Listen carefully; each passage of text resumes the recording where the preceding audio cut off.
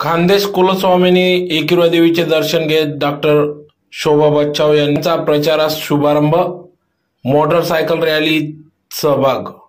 याबाबत वृत्त असे की धुळे लोकसभा मतदारसंघाचे इंडिया आणि महाविकास आघाडीचे अधिकृत उमेदवार डॉक्टर शोभाताई बच्छाव यांनी आज सकाळी 10 वाजता पदाधिकारी आणि कार्यकर्ते यांच्यासह खान्देश कुलस्वामिनी श्री एकविरा देवीचे दर्शन घेऊन श्रीफळ वाढवत देवीची आरती करीत प्रचाराचा शुभारंभ केला।